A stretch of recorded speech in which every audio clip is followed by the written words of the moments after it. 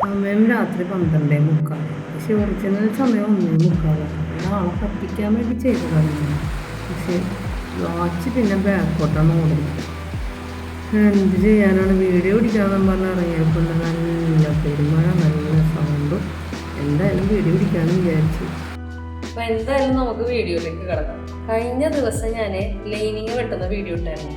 അപ്പോൾ ലൈനിങ് വെട്ടുന്ന സമയത്ത് 1 ഇഞ്ച് താഴ്ഭാഗം നമുക്ക് കുറച്ചേ വെട്ടുള്ളൂ. അപ്പം നമുക്ക് ഇതിൻ്റെ മുകൾ ഭാഗം ഒന്ന് നമുക്ക് കട്ട് ചെയ്തെടുക്കാം. ഫ്രണ്ടിലത്തെ പോർഷൻ ഇതാണ് കേട്ടോ. ഫ്രണ്ടിൽ വർക്കുള്ളതും ബാക്കിൽ വർക്കില്ലാത്തതും കേട്ടോ എടുത്തേക്കണം. അപ്പോൾ നമ്മൾ ഇങ്ങനെ 2 ഭാഗമായിട്ട് മടക്കിയിടണം. ഇതേപോലെ ലൈനാണ് കേട്ടോ കട്ട് ചെയ്തെടുക്കുന്നത്. അപ്പോൾ അതേപോലെ ഇങ്ങനെ നമുക്ക് 2 ഭാഗമായിട്ട് മടക്കിയിടാം. അപ്പോൾ ഇതേപോലെ നമ്മൾ മടക്കിയിട്ടുണ്ട്. മടക്കിയിടുമ്പോൾ ഈ ഭാഗം മടങ്ങിയിരിക്കണം, ഈ ഭാഗം കണ്ട തുറന്നു ഇരിക്കണം. ഇതേപോലെ വേണം നമുക്ക് മടക്കിയിടാൻ. എന്നിട്ട് ഇതിൻ്റെ മുകൾ ഭാഗത്തേക്ക് നമുക്ക് വെട്ടി വെച്ച ലൈനിങ് പീസ് വെച്ചു കൊടുക്കാം.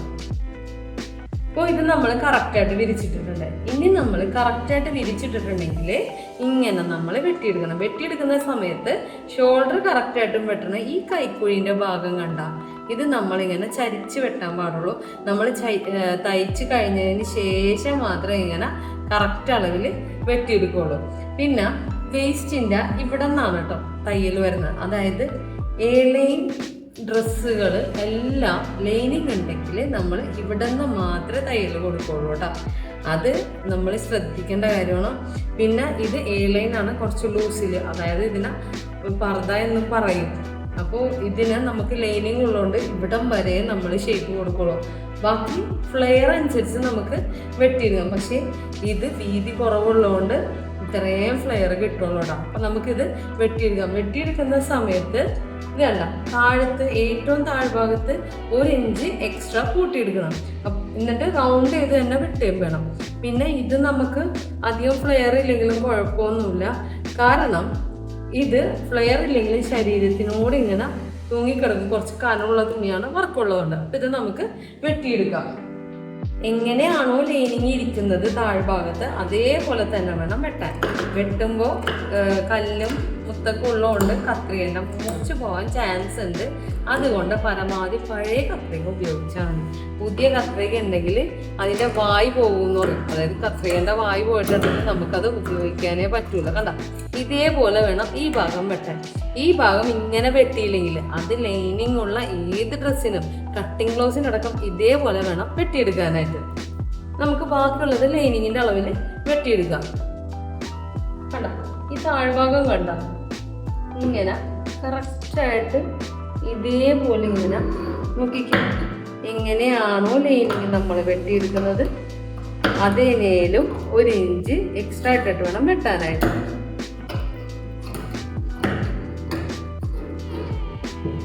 ഇത് ഒരു കയ്യിൽ ഞാൻ വീഡിയോയും മറു കയ്യിൽ കത്രികയുമാണ് കേട്ടോ. ചെറിയൊരു ബുദ്ധിമുട്ടുണ്ട് അങ്ങനെ വെട്ടിയെടുക്കാനായിട്ട്. നിങ്ങൾക്ക് കാണിച്ചു തരാൻ വേണ്ടിയാണ് അങ്ങനെ എടുക്കുന്നത്. ബാക്കി ഭാഗം നമുക്ക് ഈ ലൈനിങ്ങിൻ്റെ അളവിൽ തന്നെ നമുക്ക് വെട്ടിയെടുക്കാം കേട്ടോ.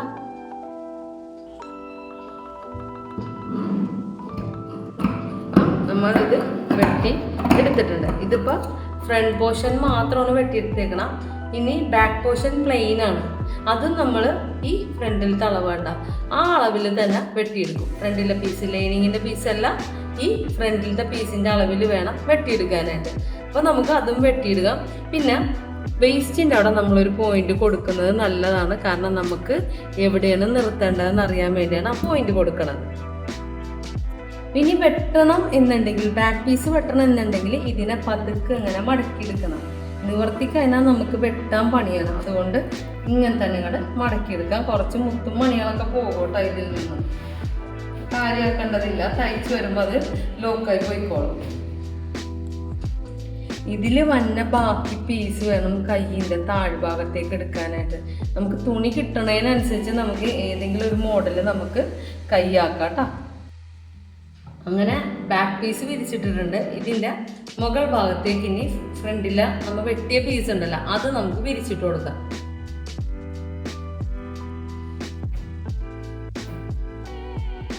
താഴ്ഭാഗത്തുനിന്ന് തുടങ്ങാം കേട്ടോ. എന്നാലേ നമുക്ക് കറക്റ്റായിട്ട് കിട്ടുള്ളൂ. കുറച്ച് ബുദ്ധിമുട്ടുണ്ട് വെയിറ്റ് ഉള്ളതുകൊണ്ട്. കാരണം താഴത്തെ തുണിക്ക് വെയിറ്റ് ഇല്ലല്ലോ ബാക്കിലത്തെ തുണിക്ക്. അപ്പോൾ അതനുസരിച്ച് നമ്മൾ ലെവൽ ചെയ്ത് കൊടുക്കാനായിട്ട് കുറച്ച് ബുദ്ധിമുട്ടുണ്ടാവും കേട്ടോ.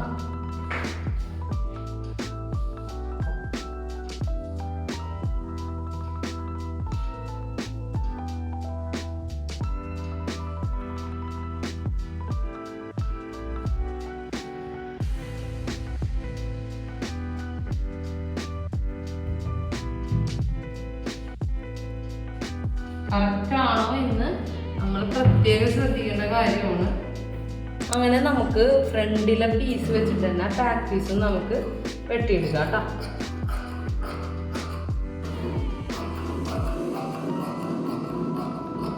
അപ്പോൾ ഇത് നമുക്ക് വെട്ടിക്കഴിഞ്ഞിട്ടുണ്ട്. ഇനി നമുക്ക് വേണ്ടത് കൈ എടുക്കലാണ്. അതായത് ഇതിപ്പോൾ നമ്മൾ ഫ്രണ്ടും വെട്ടിക്കഴിഞ്ഞ് ബാക്കും വെട്ടിക്കഴിഞ്ഞ് ഇനി നമുക്ക് ഹാൻഡ് വെട്ടിയെടുക്കുന്നത് ഈ ജോർജറ്റിലാണ് ആദ്യം പ്ലെയിൻ വെട്ടിയെടുക്കുന്നത്. ബാക്കി ഭാഗം നമുക്ക് വർക്കുള്ളത് കൊടുക്കാം. തികയോ ഇല്ലെന്ന് നോക്കണം കേട്ടോ. അപ്പോൾ ഇത് കൈ നമ്മൾ ആദ്യം വെട്ടി മാറ്റിയായിരുന്നു. അപ്പം ഇത് താഴത്തെ ബാക്ക് പീസിലെ ജോർജറ്റാണ് നമ്മൾ കയ്യിൽ മുകൾ ഭാഗത്ത് വെക്കുന്നത്. പിന്നെ ബാക്കി വന്ന ഈ പീസ് ഉണ്ടല്ലോ, ഇപ്പൊ നമുക്ക് ആകെ ഇത്രയും പീസ് കിട്ടിയിട്ടുള്ളൂ. നോക്കിക്കേ, ഇതിൽ ഒരു കുറച്ച് ഭാഗം വർക്കില്ലാത്ത പീസാണ്. അപ്പൊ ഈ വന്ന പീസ് കംപ്ലീറ്റും ഇതിലേക്ക് തന്നെ വെച്ചു കൊടുക്കാന്ന് വിചാരിച്ച്.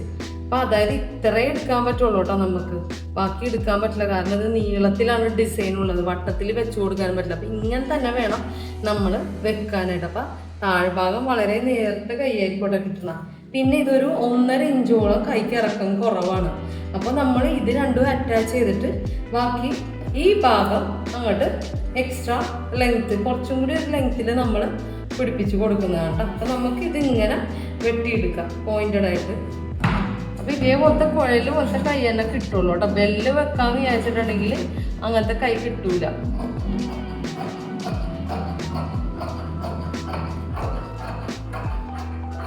ഒട്ടും വേസ്റ്റ് പോവാത്ത വിധത്തിലാണ് നമ്മൾ തുണി എടുത്തിരിക്കുന്നത് കേട്ടോ. തുണി എടുത്തത് മിലനിന്നാണ് കേട്ടോ. സാധാരണ കടയിൽ നിന്ന് എടുത്താലും കുഴപ്പമൊന്നുമില്ല. എനിക്ക് തോന്നണ സാധാരണ കടനെ അപേക്ഷിച്ച് വെച്ച് നോക്കുമ്പോൾ മിലനിൽ നല്ല റേറ്റ് കുറവുണ്ടെന്ന്. കാരണം കഴിഞ്ഞ ദിവസം നമ്മൾ പരാഗിലും പോയി മിലനിലും പോയി. പരാഗില തുണി 320, മിലനിൽ 285 ഞാൻ എടുത്തത്. ആ സെയിം തുണിയാണ്, പക്ഷെ അതിനേലും നല്ല സോഫ്റ്റ് ആയിട്ടുള്ള മെറ്റീരിയലാട്ടോ നമുക്ക് കിട്ടിയത്. ചിലർ വിചാരിക്കും ഇത്രയും വലിയ കടയില്ല. പിന്നെ സ്റ്റിച്ചിങ് ചാർജൊക്കെ ഭയങ്കര കൂടുതലാണ് അവിടെ. സ്റ്റാർട്ടിങ് പ്രൈസ് തന്നെ 10,000 ആണെന്ന് തോന്നുന്നത്. ചോദിച്ചപ്പോൾ അങ്ങനെ എങ്ങനെയാണ് പറഞ്ഞത്. അപ്പോൾ നമ്മൾ കൈ വെട്ടി കഴിഞ്ഞിട്ട് പിന്നെ നല്ല മെറ്റീരിയലാണ് കൊടുക്കുക. ചില മെറ്റീരിയലുകൾ അതേത് കടയിലത്തതാണെങ്കിലും ചുരുങ്ങിപ്പോവും. പിന്നെ ലോ ബഡ്ജറ്റൊക്കെ ആണെങ്കിൽ പരാഗാണ്ട കൂടുതലൊന്നും കൂടി സൂപ്പർ. അപ്പം നമുക്ക് നിങ്ങൾക്ക് അതേപോലെ ലോ ബഡ്ജറ്റ് ആയിട്ടുള്ള കടകൾ, നമുക്ക് നല്ല മെറ്റീരിയലുകൾ കിട്ടുന്ന കടകളുണ്ടെങ്കിൽ നിങ്ങൾ ഞങ്ങളായിട്ട് ഷെയർ ചെയ്യണം കേട്ടോ. അപ്പം നമുക്കിത് അറ്റാച്ച് ചെയ്ത് കഴിഞ്ഞിട്ടുണ്ടെങ്കിൽ മാത്രമേ ഈ സ്ലീവ് വെക്കുന്ന കാര്യം നമുക്ക് ഇതാക്കാൻ പറ്റുള്ളൂ. അപ്പം ഇതേപോലെ ഇങ്ങനെ എക്സ്ട്രാ വന്ന് നിൽക്കുന്നത് നമുക്ക് ലെവൽ ചെയ്ത് അങ്ങോട്ട് വെട്ടിക്കൊടുക്കാം. ബാക്കി നമുക്ക് കയ്യിൽ പിടിപ്പിച്ചു കൊടുക്കാം.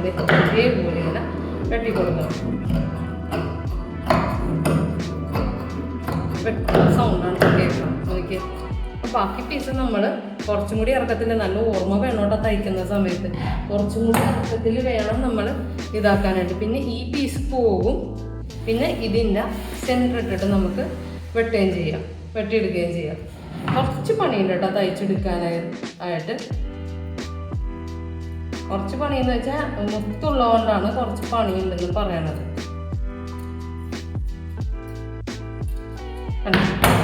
അപ്പം ഇതും നമ്മൾ വെട്ടിക്കഴിഞ്ഞ് ഈ സൈഡിലത്തെ പീസും നമുക്ക് വെട്ടിക്കൊടുക്കാം. പിന്നെ ആ സമയത്ത് നമുക്ക് വെട്ടാൻ നിൽക്കേണ്ട ആവശ്യമില്ലല്ലോ. അതുകൊണ്ടാണ് കേട്ടോ ഞാൻ ഇതും കൂടി അങ്ങോട്ട് വെട്ടിയെടുക്കണം.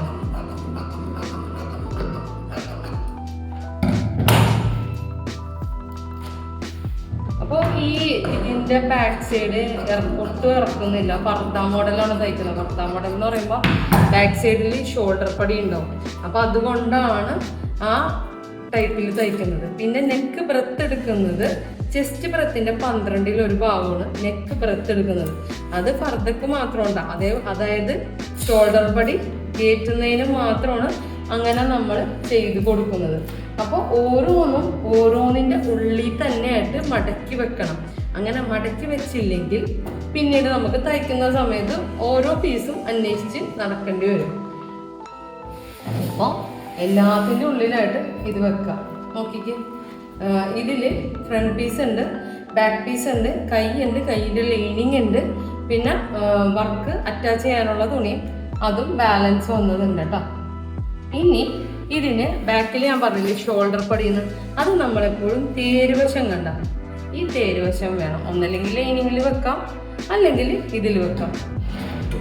ഒരു 2 ഇഞ്ച് വീതിക്ക് വേണം കേട്ടോ, 2-2.5 ഇഞ്ച് വീതിക്ക് വേണം. ഷോൾഡർ എത്രയാണോ നമ്മൾ എടുത്തേക്കണം. ഇപ്പോൾ 18ൻ്റെ ഷോൾഡർ ആണെങ്കിൽ നമ്മൾ പകുതിയാക്കിയിട്ട് 9 എടുക്കണം. ആ 18 തന്നെ സെയിം എടുക്കണം കേട്ടോ. തേരുള്ള വശമാകുമ്പോൾ നമുക്ക് തയ്ക്കുന്ന സമയത്ത് സുഖമായിരിക്കും. തയ്ക്കുന്ന സമയത്ത് എന്ന് വെച്ചാൽ അത് ഞാൻ തയ്ക്കുന്ന സമയത്ത് കാണിച്ചു തരാം, അല്ലാതെ പറഞ്ഞാൽ നിങ്ങൾക്ക് മനസ്സിലാവൂല കേട്ടോ. ഈ മെത്തേഡ് വളരെ എളുപ്പമാണ് എല്ലാവർക്കും പഠിച്ചെടുക്കാനായിട്ട്. അപ്പോൾ ഈ ഷോൾഡർ പടി ഒരു കാരണവശാലും കളയരുത്, നമുക്കത് മാറ്റി വെക്കാം. പിന്നെ ലൈനിങ് ആണിട്ടത്, ചുളുക്ക് വീഴാതെ വേണം മാറ്റി വെക്കാൻ. ബാക്കിൽ കഴുത്തൊന്നും വെട്ടേണ്ട ആവശ്യമില്ല, ആകെ ഫ്രണ്ട് മാത്രമേ ഞാൻ വെട്ടുന്നുള്ളൂ. ഫ്രണ്ട് വരച്ചു കൊടുത്തിട്ട് വെട്ടുന്നില്ല. അതും ഫ്രണ്ട് സാധാരണ ക്യാൻവാസ് ആണ് യൂസ് ചെയ്യാറ്.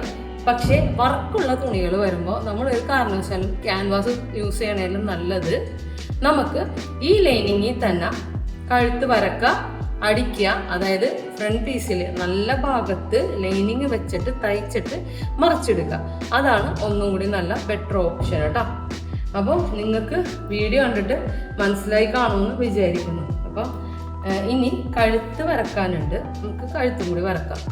അപ്പോൾ ചെസ്റ്റ് ബ്രെത്തിൻ്റെ 12ൽ ഒരു ഭാഗം എന്ന് പറയുന്നത് 3.4-3.5 നമ്മൾ എടുത്തായിരുന്നു. അപ്പം ഞാനിവിടെ 3.4 കേട്ടോ വരച്ചു കൊടുക്കുന്നത്. ഇതിൽ തന്നെയാണ് വരച്ചു കൊടുക്കുന്നത്, ഞാൻ പ്രത്യേകം പറഞ്ഞായിരുന്നു. അപ്പോൾ അതിൻ്റെ ഡബിള് 7 എടുത്തിട്ട് അതിൽ നിന്നും 1/2 ഇഞ്ച് കുറച്ച് കൊടുക്കണം. 7 എടുത്താൽ ഭയങ്കര വലുതായി പോകും കേട്ടോ. അങ്ങനെ നമ്മൾ 3.4 കൂടെ എടുത്തിട്ടുണ്ട്. കറക്റ്റായിട്ട് കിട്ടും കേട്ടോ. ഇതിങ്ങനെ ഒരു സ്ക്വയറായിട്ട് വരച്ചു കൊടുക്കുക. ഓക്കെ, നല്ലവണ്ണം ഇതിൽ നിന്നും 1/2 ഇഞ്ച് നോക്കിക്കോട്ടോ. ഇതിൽ നിന്നും 1/2 ഇഞ്ചോളം, 1/2 ഇഞ്ചോ 1/4 ഇഞ്ചോ ഇതേപോലെ ഇങ്ങനെ നമ്മൾ പുറത്തേക്ക് ചാടിച്ച് വേണം വരച്ചു കൊടുക്കാനായിട്ട്. വെട്ടിക്കൊടുക്കരുത് കേട്ടോ ഒരു കാരണവശാലും. വെട്ടിയിട്ടുണ്ടെങ്കിൽ നമ്മൾ തയ്ച്ച് വരുമ്പോൾ നെക്ക് കറക്റ്റായിട്ട് കിട്ടൂല. അപ്പോൾ ഇതിൻ്റെ ഒരു ഇത് വെച്ചിട്ട്, ഒരു ഊഹം വെച്ചിട്ട് നമ്മൾ ഇത്തിരി ഇതിങ്ങനെ ഡാർക്കായിട്ട് വരച്ചു കൊടുത്താൽ തൊട്ടിപ്പുറത്ത് ലൈനിങ്ങിൽ അടയാളം വരും. നോക്കിക്കേ, കണ്ടോ അടയാളം വന്നിട്ടുണ്ട്. അപ്പം നിങ്ങളും ഇതേപോലെ ഒന്ന് ട്രൈ ചെയ്ത് നോക്കുക, ഫീഡ്ബാക്ക് അറിയിക്കുക. എൻ്റെ പിന്നെ ഇതിൻ്റെ സ്റ്റിച്ചിങ് വീഡിയോ ഇത് കഴിഞ്ഞിട്ട് ഇടുന്നതാണ് കേട്ടോ. എൻ്റെ വീഡിയോ കണ്ടിട്ട് ഇഷ്ടപ്പെട്ടാൽ ലൈക്ക് ചെയ്യാനും ഷെയർ ചെയ്യാനും സബ്സ്ക്രൈബ് ചെയ്യാനൊന്നും മറക്കരുത്. വീണ്ടും നല്ലൊരു വീഡിയോ ആയിട്ട് വരുന്നത് വരെ താങ്ക്സ് ഫോർ വാച്ചിങ്.